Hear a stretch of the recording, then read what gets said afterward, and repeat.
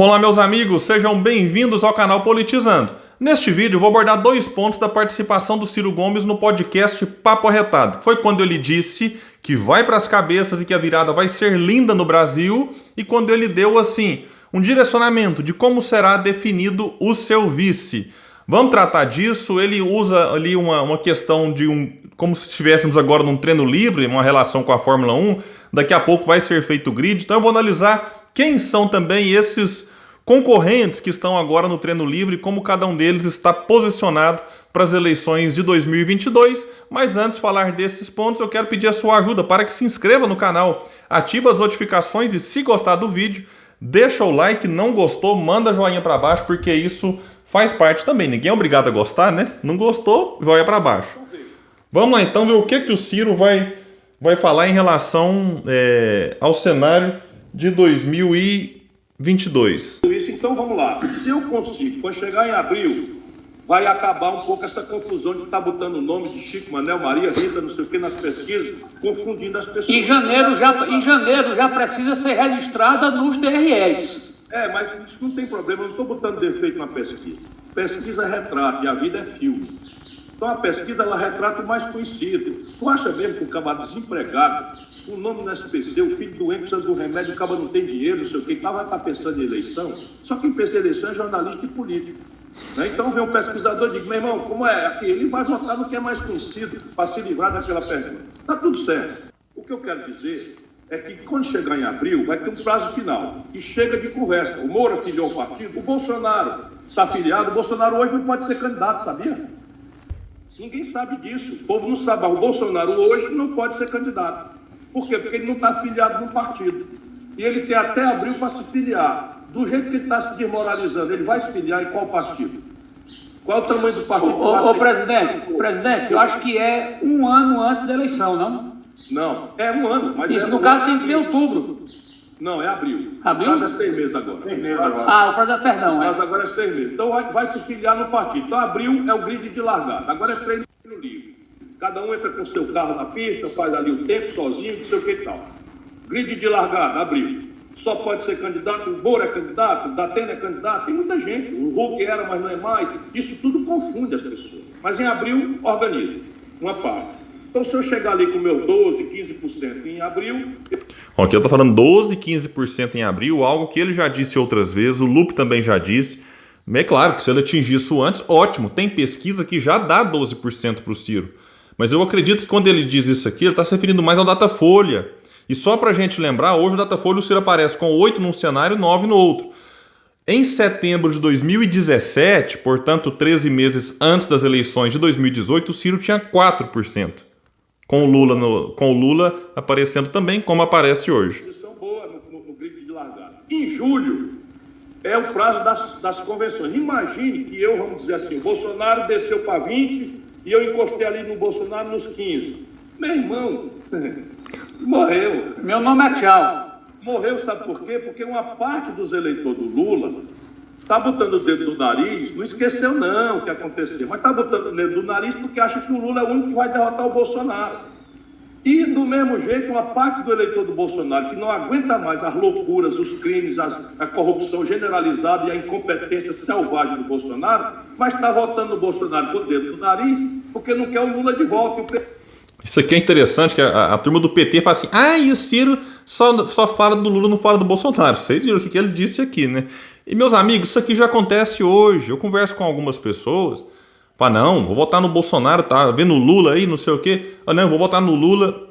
E aí o que pode acontecer quando as eleições realmente se aproximarem e o povo começar a se preocupar com quem vai votar e perceber que tem gente que pode vencer os dois? Vamos lá. PT, na hora que eles verem que tem um caba na área, com carro arrumadinho, vida limpa, experiência, projeto, respostas cumpridas para os problemas que não são fáceis e tal, vamos lá e tal, não tem conversa. Não tem conversa, eu vou ali para as cabeças e vai ser bonita a virada. Aqui se diz assim: meu nome é Tchau. Pois é.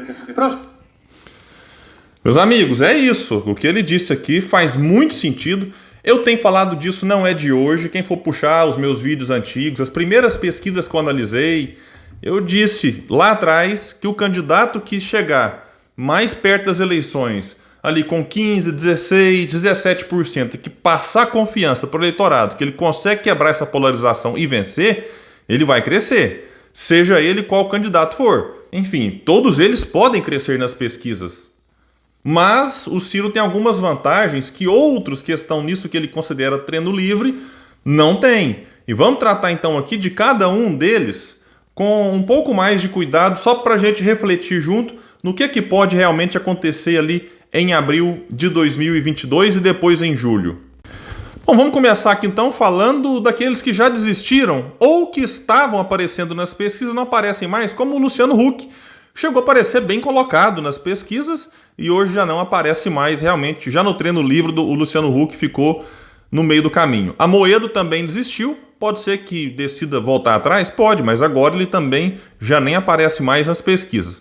Danilo Gentili, que foi lançado pelo MBL, enfim, muita gente pensa que é piada, que é brincadeira, mas o Kim já fez lives, eu já assisti elogiando o Danilo Gentili e a coisa era séria. Hoje já não se fala mais nele. Sérgio Moro, que hoje aparece aí com 8, 9% dos votos, ele já chegou a aparecer com 17% no ano passado.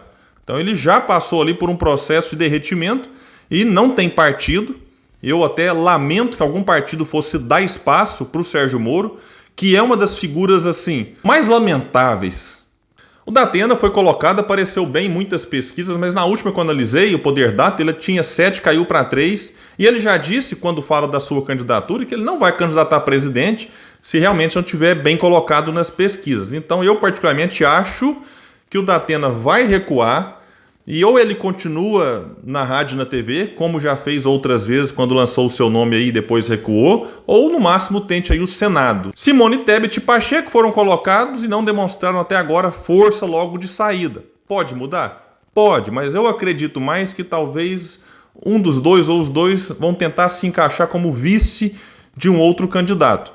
Dória e Leite terão as prévias dentro do PSDB, que até este momento conta com Tasso Gereissati e Arthur Virgílio, que dão sinais de desistir para apoiar Eduardo Leite. Falando aqui do Dória primeiro, não conseguiu crescer nas pesquisas, mesmo sendo governador do principal estado, aparece na televisão quase todo dia, fez a aposta certa na vacina, mas tem uma altíssima rejeição dentro de São Paulo. Eu acho que ele teria dificuldades até para se reeleger no cargo que está. O mesmo é pelo Eduardo Leite. Eu acho que o Eduardo Leite, mesmo se ele tentar continuar governador, vai ter grandes dificuldades de se reeleger. Muita gente disse, nossa, quando ele foi no Conversa com o Bial e disse que era gay, aí o pessoal pensou, puxa, agora vai ocupar a mídia, a manchete e vai subir nas pesquisas.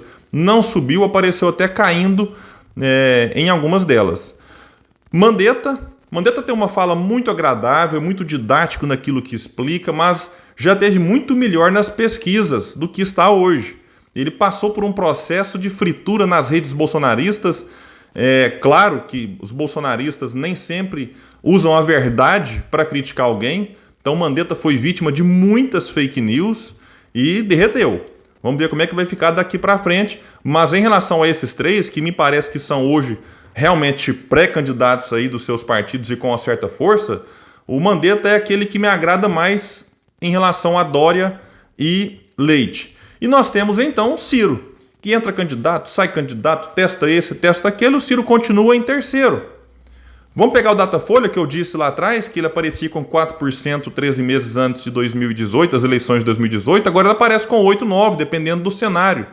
E todas as pesquisas mostram o Ciro derrotando o Bolsonaro no segundo turno. Alguns institutos mostram uma larga vantagem para o Ciro. Isso é importante, porque o eleitorado daqui a pouco começa a olhar com mais atenção para ele. Essas manchetes, essas pesquisas são compartilhadas e vai criando uma certa tranquilidade naqueles que estão hoje com o Lula, porque o Lula se apresenta como o único capaz de derrotar o fascismo. E aí ele encarna em si a democracia, relembrando e revivendo a velha história do nós contra eles. Então, Lula é a democracia e quem não está com o Lula está com o fascismo. Então, daqui a pouco a coisa vai se acomodar e o Ciro está numa posição que não é o que ele precisa, claro, para chegar no segundo turno, mas é aquela que lhe confere hoje a maior atenção por estar aqui, então, em terceiro. E quando eu disse que o Moro caiu, o Mandetta já caiu, o Dória não decola, o Huck também derreteu, por que acontece isso com eles? Parte disso é porque eles não têm militância. para fazer duas coisas: defender o candidato desses ataques e propagar e divulgar o projeto, as ideias que ele defende. Então o Ciro tem isso. Por isso eu gravei um vídeo aqui que o Ciro já tem a melhor aliança, que é com a sua militância, que é uma militância politizada, que é uma militância que conhece ou busca conhecer as ideias do candidato, para que aí sim a gente faça uma discussão no nível delas e não simplesmente de lacração e de imitagem, que é o que acontece muitas vezes com o militante do Bolsonaro, porque ele tem sim militante, e com o militante do Lula. E essa militância não se constrói da noite para o dia. Então não é amanhã que o Mandetta vai aparecer com militância, o Dória, o Leite. Isso leva tempo. O Ciro faz palestra em universidades e vai. Conquista um aqui, 5 ali, 10, 20, 100, 30. Então o Ciro está há anos na estrada para ter a militância que ele tem hoje.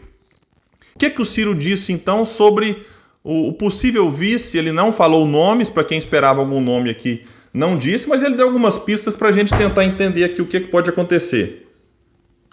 Professor Flávio Lúcio. O vice vai depender da força com que eu chegar em julho.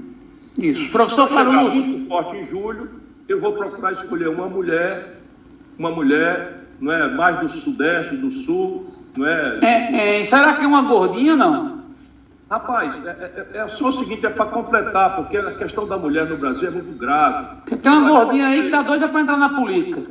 E não adianta a gente dizer que mulher merece coisa se não repartir o poder com elas. Então eu quero, se eu puder. Se eu não puder, o que é que vai acontecer? Um partido qualquer que aceita a aliança comigo vai indicar o vice. Bom, o que é interessante, quando ele fala se eu puder, o que ele quer dizer com isso? Depende da força, é o que ele disse logo atrás. Se o Ciro chega muito bem colocado, meus amigos, e pode acontecer de tudo, viu?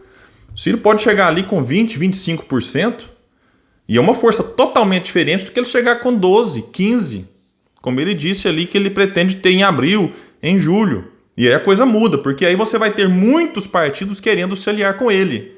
E aí você, com mais possibilidades, dá ao Ciro o direito de escolher. Aí ele fala, eu quero uma mulher do Sudeste, do Sul, que é o que ele tem dito sempre, que é um vice que complementa. Então, se o Ciro é do Nordeste, então ele quer alguém que não seja do Nordeste. Ele é homem, então seria ideal que fosse uma mulher. E, enfim, então ele vai fazer esse movimento. Agora, o Ciro chegando ali e não tendo também muitos partidos em torno da sua candidatura, aí acaba que ele perde força e aquele partido que quiser se aliar com ele acaba escolhendo. E é claro que essa escolha também não pode ser uma imposição do outro. Tem que ter uma certa sensibilidade com o projeto.